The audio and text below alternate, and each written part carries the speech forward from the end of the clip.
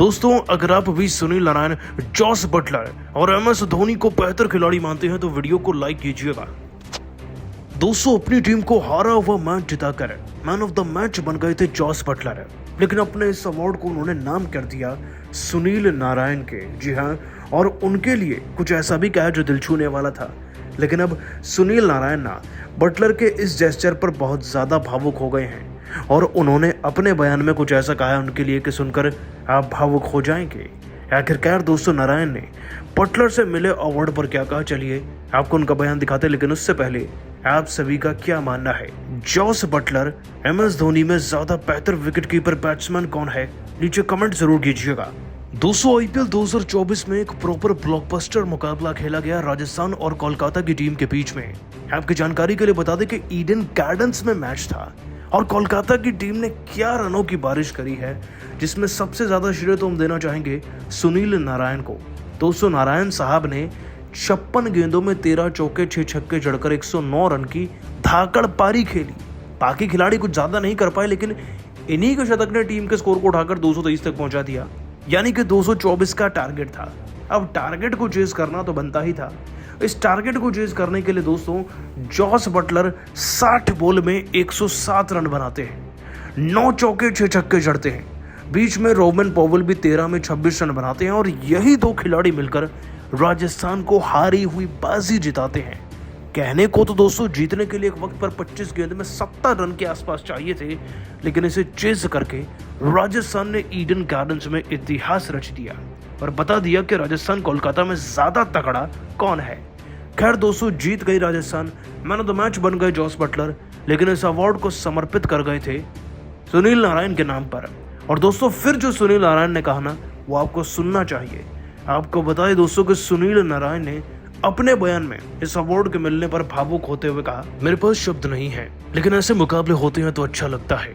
जाहिर सी बात है, मैं चाहता कि कोलकाता की टीम जीतेगी और मैंने वैसा प्रदर्शन भी किया था, शतक भी लगा, लेकिन ऐसा शतक किसी काम का नहीं मेरे लिए जो अपनी टीम को जिता ना सके। इस बात में कोई शक नहीं कि जॉस बटलर भाई बहुत अच्छा खेले। आपने जिस तरीके से फिनिश किया उससे मुझे भी बहुत कुछ सीखने को मिला है। सीखने को मिला कि अंत तक कैसे अंतिम गेंद तक आप हार नहीं मान सकते। हार मान गए तो शायद आप भी ये मैच जिता नहीं पाते, लेकिन ईडन गार्डन्स में आपकी बल्लेबाजी ने दिल जीता है। आपने जो मैन ऑफ द मैच का अवार्ड मुझे दिया, ये मेरे लिए जरूरत से बढ़कर है। कुछ कह तो नहीं सकता, लेकिन इस अवार्ड को अगर आपने मुझे दिया है तो इस लायक मानता हूँ खुद को कि मैं इतना काबिल हूँ कि आप ऐसा काम करके गए मेरे लिए। और क्योंकि आपने मुझे दिया, मैं अब इसे बांटना चाहूंगा अपने जूनियर खिलाड़ी रिंकू सिंह के साथ, क्योंकि उन्होंने भी जी जान एक करी थी और उम्मीद है हम ऐसे ही खेलते रहेंगे। लेकिन अगली बार जब राजस्थान में अगर हम आए तो हम आपको जरूर हराएंगे। दोस्तों, भावुक थे सुनील नारायण, शतक लगाकर भी टीम को जिता नहीं पाए। वैसे आप सभी को किसकी पारी ज्यादा पसंद आई, जॉस बटलर की या सुनील नारायण की? नीचे कमेंट करके जरूर बताइएगा। दोस्तों, हार के बाद राजस्थान की टीम से पूरी तरीके से बौखला गए कप्तान श्रेयस अय्यर, लेकिन जीती हुई बाजी हारने के बाद इन्होंने अपने बयान में जो कहा ना जॉस बटलर को लेकर, वो सुनकर हर कोई दंग है। हार का ठीकरा केवल बटलर के सर पर फोड़कर जीती हुई बाजी हार कर क्या बोले दोस्तों अय्यर अपने बयान में। उनके बयान का पूरा वीडियो आपको दिखाने जा रहे हैं, लेकिन उससे पहले आप सभी का क्या मानना है, जॉस बटलर और धोनी में बेहतर विकेटकीपर बैट्समैन कौन है? नीचे कमेंट कर जरूर बताइएगा। दोस्तों, आईपीएल 2024 का 31वां और एक और बेहद ही हाई स्कोरिंग रोमांचक मुकाबला खेला गया हाल फिलहाल में कोलकाता और राजस्थान की टीम के बीच में। दोनों ही टीमें कितनी तगड़ी हैं ये तो बताने की जरूरत नहीं, लेकिन फिर भी आपको बता दें कि ईडन गार्डन्स के मैदान में कोलकाता वालों ने पूरा फायदा उठाया और सबसे ज्यादा सुनील नारायण ने, जिन्होंने 56 गेंदों में 6 छक्के 13 चौके जड़कर 109 रन बनाए। उधर दोस्तों, रिंकू सिंह भी 9 गेंद में 20 रन बनाकर गए।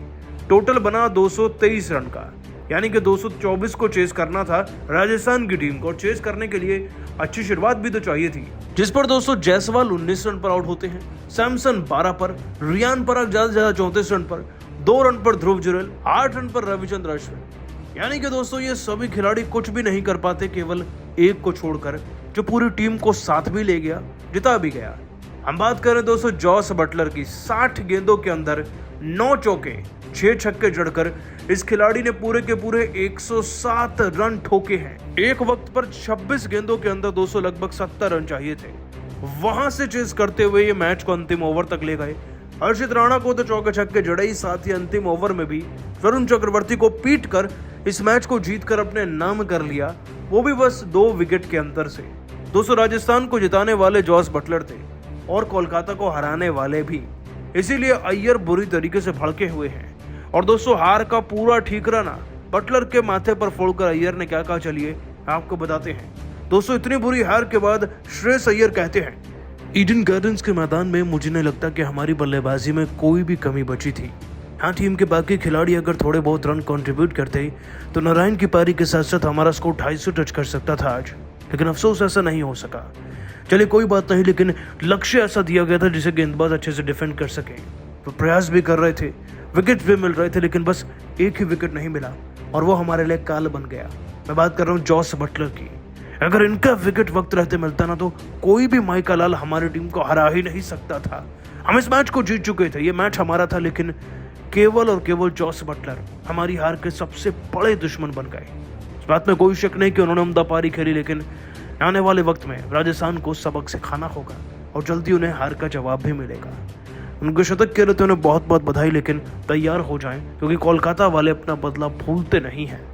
दोस्तों हार के बाद अय्यर लगता है कि मानसिक संतुलन भी खो चुके हैं, क्योंकि यह मैच जीतना नामुमकिन था, लेकिन ईडन गार्डन में एक प्लेयर ने सेंचुरी जड़कर मैच जिताया, वो भी 2 विकेट के अंतर से लास्ट ओवर की लास्ट बॉल पर।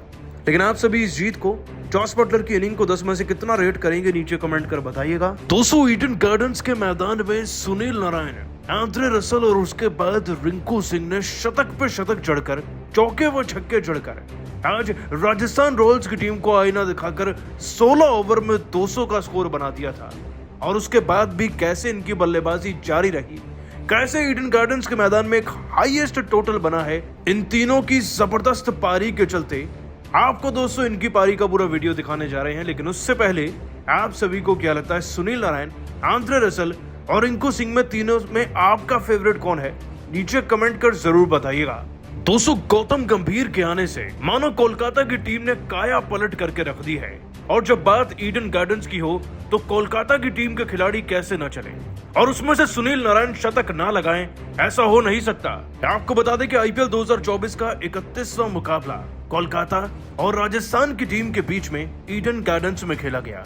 अब देखिए, वैसे तो दोनों टीमें लगातार पिछले कुछ मैचेस जीत रही हैं, लेकिन राजस्थान का पलड़ा थोड़ा भारी है, इसीलिए कोलकाता को जीतना था तो भारी भरकम स्कोर भी बनाना था और उसके लिए वैसी ही शुरुआत भी चाहिए थी। कोलकाता की टीम की शुरुआत करने के लिए दोस्तों सुनील नारायण को इस सीजन में ओपन करने के लिए चुना गया है। वैसे तो फिलिप सॉल्ट भी बहुत अच्छा खेलते हैं, लेकिन आज वो 10 पर ही आउट हो गए थे। और इसके बाद तो दोस्तों सुनील नारायण इस तरीके से रन लगाने लगे कि मानो पूरी टीम के रन बनाने की कसम उन्होंने अकेले ने खाई थी। दोस्तों पारी के दूसरे ओवर में ही सबसे पहले आवेश खान को Sunil Narine 2 back to back चौके जड़ते हैं। उसके बाद फिलिप सॉल्ट को ना आवेश खान आउट कर देते हैं, लेकिन उसके बाद तो आवेश खान को ही नहीं, पूरी की पूरी राजस्थान की टीम को पीटने की मानो सौगंध खाते हैं दोस्तों सुनील नारायण। आवेश खान को उसी ओवर में चौका पड़ता है। उसके बाद रघुवंशी नाम के खिलाड़ी जो अच्छी बैटिंग कर रहे हैं, वो भी पारी के 5वें ओवर में बोल्ट को बैक टू बैक 3 चौके जड़ते हैं। दोस्तों वो गेंदबाज जिसकी तूती इस बार के सीजन में बोल रही है, वो युवा खिलाड़ी से पिट रहा था। इसके बाद दोस्तों कुलदीप सेन का नंबर लगता है। सुनील नारायण ने छक्का भी जड़ते हैं, एक चौका भी लगाते हैं और जब चहल आते हैं उनको भी पीटा जाता है बराबर तरीके से। 8वें ओवर में दोस्तों जब सैमसन हर किसी से परेशान होकर अश्विन को लाते हैं, उनको भी Sunil Narine 2 back to back चौके जड़ते हैं और पारी के 9वें ओवर में फिर से चहल आ जाते हैं। लेकिन दोस्तों इस बार तो चहल को छक्के चौके सब कुछ लगते हैं। पारी के 10वें ओवर तक दोस्तों सुनील नारायण अब 80 रन पर खेल रहे थे और इस बीच रघुवंशी 30 रन पर आउट होते हैं कुलदीप सेन की गेंद पर, लेकिन सुनील नारायण पीछे मुड़कर देखते ही नहीं। अब तो दोस्तों छक्कों में डील हो रही थी हर गेंद पर। अश्विन को पारी के 12वें ओवर में छक्का भी लगता है, चौका भी लगता है। उसके बाद दोबारा से एक और चौका लगता है इसी ओवर में। श्रेयस अय्यर भी थोड़ा बहुत धमाल मचाने की कोशिश करते हैं, लेकिन उसमें कुछ खास कामयाबी उन्हें मिलती नहीं। लेकिन दोस्तों रसल ने मैदान में आते ही बैक टू बैक 2-3 चौके जड़कर नारायण का भरपूर साथ दिया और इस बीच में दोस्तों रसल भी आउट हो गए थे जल्दी, लेकिन सुनील नारायण तो मैदान से हिल नहीं रहे थे और फिर आया वो सुनहरा लम्हा जब इस खिलाड़ी ने अपना शतक पूरा कर लिया। दोस्तों सुनील नारायण ने ये शतक मात्र 50 गेंदों के अंदर पूरा कर लिया था और अगर पूरे रन की बात की जाए ना तो 6 छक्के 13 चौके जड़कर ये खिलाड़ी 56 गेंदों में 109 रन लगाकर गया आज। दोस्तों इन्हीं की वजह से पारी के 70वें ओवर तक इस टीम का स्कोर 200 पार जा चुका था और अब बची कुची बल्लेबाजी रिंकू सिंह ने संभाली अपने चौके व छक्कों से। दोस्तों इन तीनों फिनिशर्स ने वाकई में केकेआर की टीम को एक नए स्तर पर पहुंचा दिया है। वैसे आप सभी सुनील नारायण के शतक, रसल और रिंकू की पारी को 10 में से कितने नंबर देंगे, आज नीचे कमेंट कर बताइएगा। दोस्तों, ईडन गार्डन के मैदान पर राजस्थान और कोलकाता के बीच हुआ रोंगटे खड़े कर देने वाला महामुकाबला, जिसे देख पूरा क्रिकेट जगत हुआ हैरान। हर किसी की आंखें फटी की फटी रह गईं। तो